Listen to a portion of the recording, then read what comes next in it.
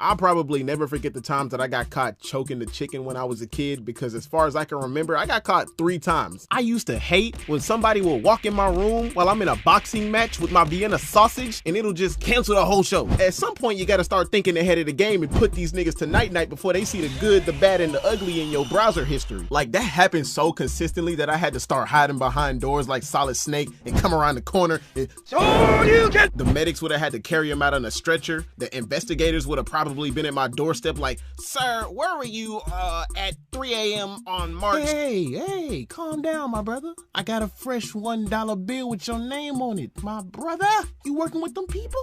Yeah, smell good, don't it? You keep that.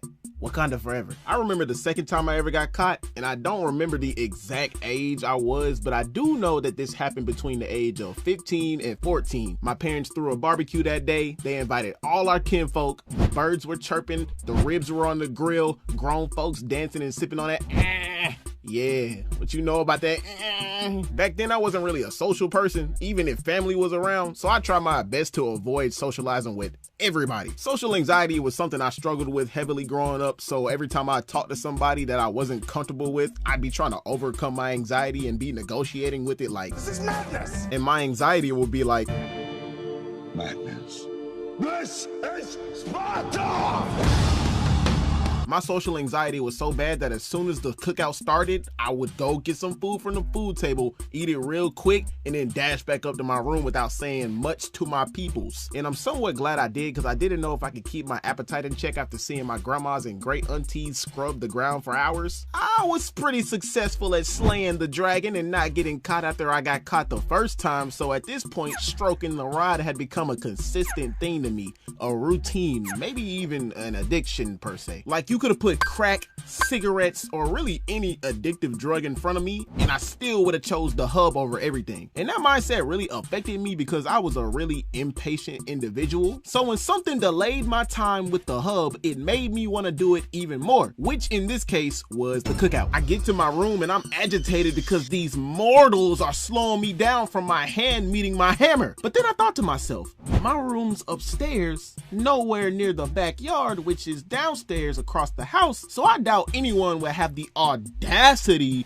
to try to walk up here while I'm in Asgard swinging my hammer. Everyone that was invited has no reason to walk up here because there's nothing up here for them. Ain't nobody finna come up here. Why do they need to come up here for? And that got me too hyped, so I don't even think about anything after that and just got busy. I locked that door, grabbed my PSP because it was more convenient than my computer, grabbed my other school supplies, looked through my search history for a good video with a donk in it, and not even 30 seconds later, the first quarter ain't even started yet, and I hear the door rattle.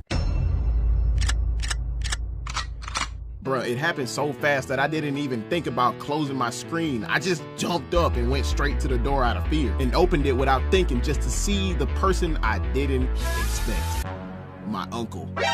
Nani? And I tell you with the utmost 100% truth, this is what happened. Hey, what's good, Unc? You good? You trying to play the game or something? Nah, I just came up here to tell you I'm finna...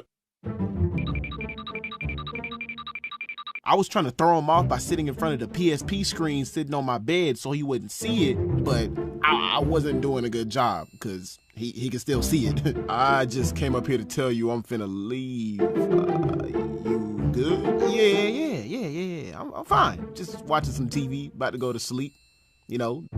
Oh, okay. Love you, nephew. See you, man. You have a good time. You too, man. Love you too. Be safe, Unc.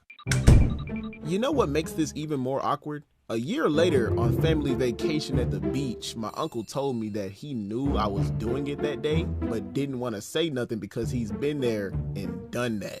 That probably was one of the most awkward moments on vacation I've ever had.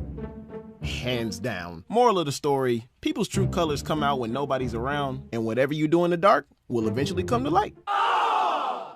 I gotta keep a pop-up, yeah. Put a red ribbon on me, fly away on Nimbus, yeah. Headed up the commies, I need me a bag full of senso to get me back started.